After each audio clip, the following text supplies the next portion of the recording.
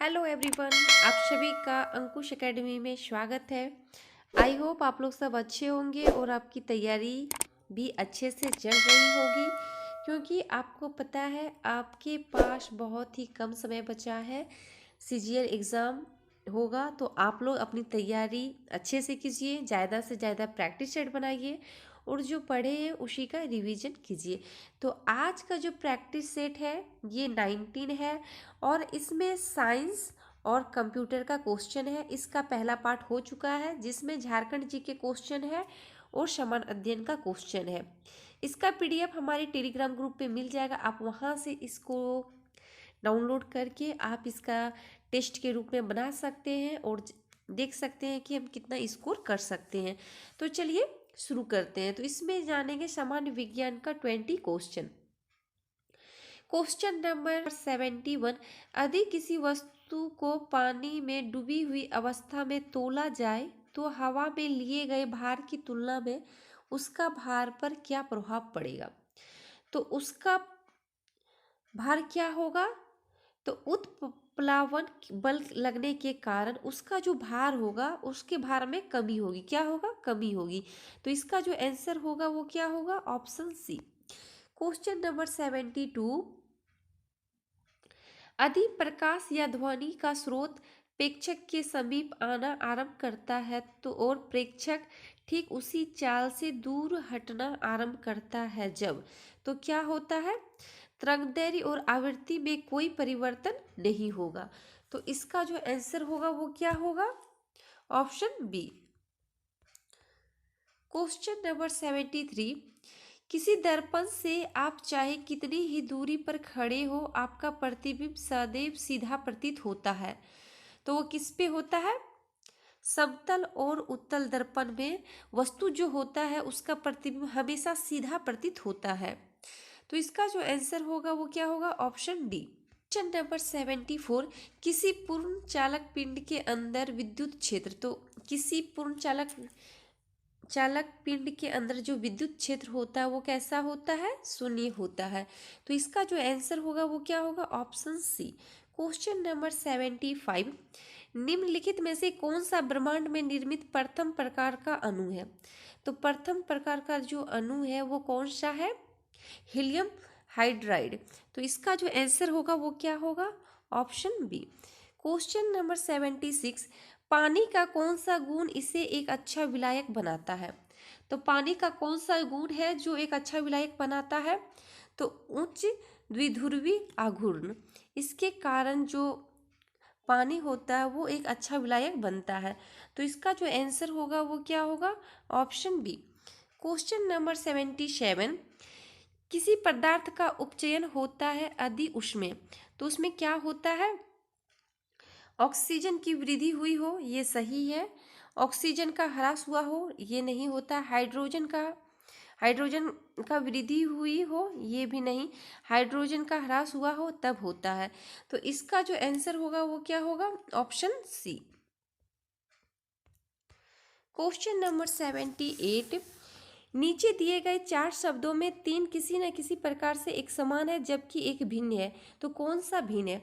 तो 3 है जो एक किसी न किसी प्रकार से समान है, एक अलग है, वो आपको बताना है। तो जर्मेनियन सिलिकॉन और गैलियम जो है वो तत्व आवर्त सारणी जो होता है वो पी ब्लॉक के तत्व का है, जबकि ये जो पोटेशियम होता है इसका एस ब्लॉक का तत्व है। तो इसका जो आंसर होगा वो क्या होगा, ऑप्शन सी। क्वेश्चन नंबर 79, आधुनिक रसायन शास्त्र का जनक किसे माना जाता है। ये भी क्वेश्चन बहुत सारे एग्जाम में पूछा गया है कि रसायन शास्त्र का जनक किसे माना जाता है आधुनिक, तो एंटोनी लेवाइसियर। तो इसका जो आंसर होगा वो क्या होगा, ऑप्शन डी। क्वेश्चन नंबर 18, निम्नलिखित में से किस विस्फोटक का नाम नोबेल तेल है। तो वो किसका नाम है, टीएनजी का। किसका, टीएनजी। तो इसका जो आंसर होगा वो क्या होगा, ऑप्शन ए। क्वेश्चन नंबर 81, म्यूजिलियस को पानी के साथ मिश्रित करने पर उसे किस रूप में इस्तेमाल किया जाता है। तो किस रूप में इस्तेमाल किया जाता है? तो गोंद के रूप में इस्तेमाल किया जाता है। तो इसका जो आंसर होगा वो क्या होगा? Option C. Question number 82, squamous epithelium उत्तक फेफड़ों के अलवेली और जानवरों के अन्य हिस्सों में पाया जाता है, जहाँ डैश संकुचन और विश्राम होता है। तो ये कहाँ पे होता है? अस्थायी होता है। कैसा होता है? तो अस्थायी। तो इसका जो आंसर होगा वो क्या होता है? Option A. क्वेश्चन नंबर 83, किसी प्रकार के उत्तक में एक समान कार्य करने वाली विभिन्न प्रकार की कोशिकाएं होती है। तो वो कैसी कोशिकाएं होती है? तो जटिल उत्तक कोशिकाएं होती है। तो इसका जो आंसर होगा वो क्या होगा? Option B. क्वेश्चन नंबर 84, उस बिंदु का क्या नाम है जिस पर क्रोमोसोम में क्रोमेटिक जुड़ते हैं? तो वो कौन सा बिंदु पर होते हैं? सेंट्रोमियर में। कहाँ पे? सेंट्रोमियर में। तो इसका जो आंसर होगा वो क्या होगा? Option B. क्वेश्चन नंबर 85, टेकिग्लोसस डैश के बीच एक संयोजक कड़ी है। तो वो किसके बीच एक संयोजक कड़ी है वो आपको बताना है। तो सरीसृप और स्तनधारियों के बीच। तो इसका जो आंसर होगा वो क्या होगा? Option D. क्वेश्चन नंबर 86, निम्नलिखित में से कौन सा अंतःपरजीवी का एक उदाहरण है? तो वो कौन सा है? फीता कृमि। तो इसका जो आंसर होगा वो option A. Question number 87, bile का स्राव होता है। तो बाइल का जो स्राव होता है वो किससे होता है? लीवर, जिगर से होता है।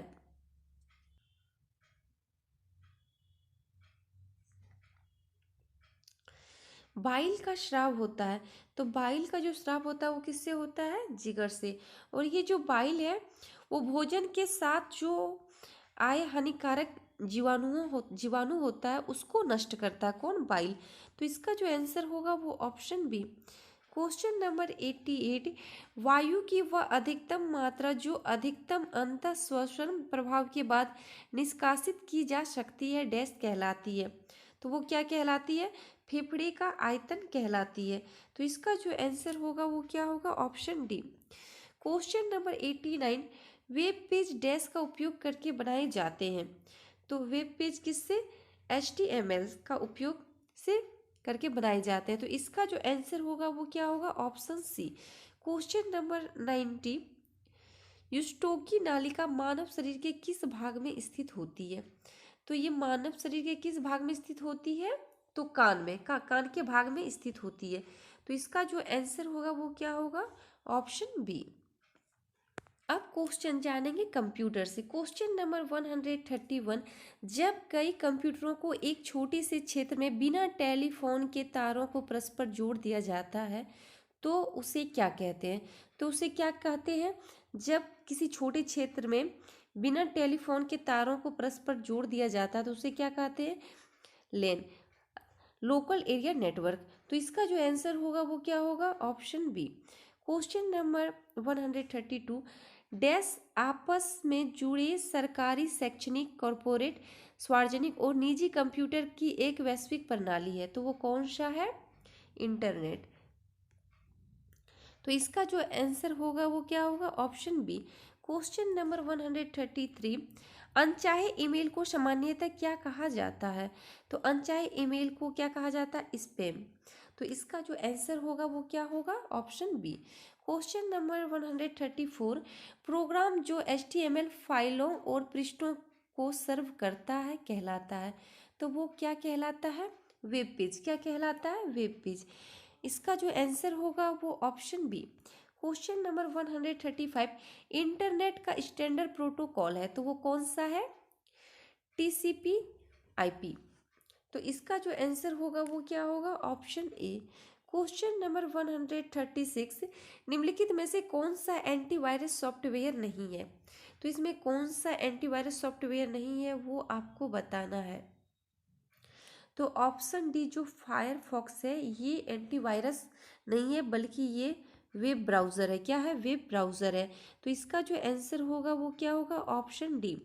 क्वेश्चन नंबर 137, विंडोज़ 3.0 संस्करण जारी किया गया था। तो इसका जो विंडोज़ 3 का जो संस्करण जारी किया गया था वो कब किया गया था? 1990 में। कब? 1990 में। तो इसका जो आंसर होगा वो क्या होगा? Option A. क्वेश्चन नंबर 138,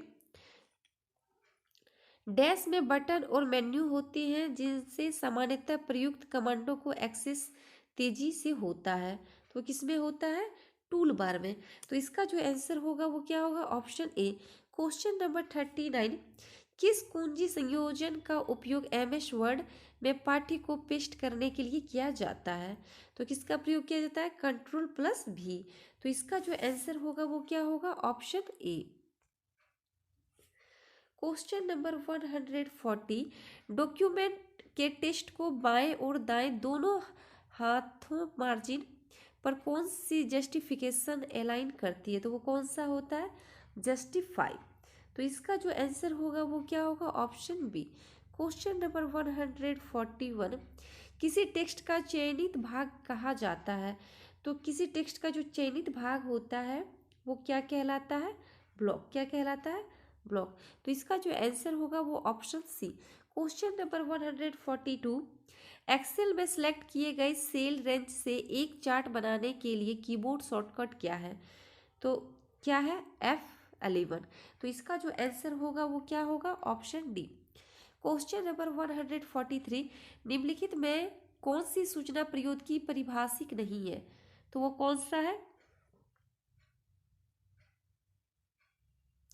सूचना प्रौद्योगिकी परिभाषी लॉगिन है, मोडम है, पासवर्ड है। ये जो पिनाका है वो नहीं है। तो इसका जो आंसर होगा वो क्या होगा? Option D. क्वेश्चन नंबर 144, निजी कंप्यूटरों की कार्यक्षमता समाप्त हो जाने पर उत्पन्न कचरे को क्या कहते हैं? तो क्या कहते हैं? ई कचरा। तो इसका जो आंसर होगा वो क्या होगा? Option D. Question number 145, computer निम्नलिखित में से कौन सा कार्य नहीं करता? तो कंप्यूटर के द्वारा कौन सा कार्य नहीं किया जाता है वो आपको बताना है। तो ऑप्शन जो ए है, अंडरस्टैंडिंग, ये कंप्यूटर का कार्य नहीं है। प्रोसेसिंग है, कंट्रोलिंग है, आउटपुटिंग है, बल्कि अंडरस्टैंडिंग नहीं है, क्योंकि कंप्यूटर के अंदर समझने की क्षमता नहीं होती है। तो इसका जो आंसर होगा वो क्या होगा? Option A. Question number 146, computer में प्रयुक्त आईसी चिप सामान्यतः डैश के बने होते हैं। ये भी बहुत बार क्वेश्चन पूछा गया है। जो चिप बना होता है वो किसका बना होता है? तो सिलिकॉन का। किसका? सिलिकॉन का। तो इसका जो आंसर होगा वो क्या होगा? Option B. क्वेश्चन नंबर 147, अधिकांश कीबोर्डों का डिफ़ॉल्ट लेआउट क्या कहलाता है? तो ये क्या कहलाता है? क्वाइट्री। क्या कहलाता है? क्वाइट्री। तो इसका जो आंसर होगा वो क्या होगा? Option B.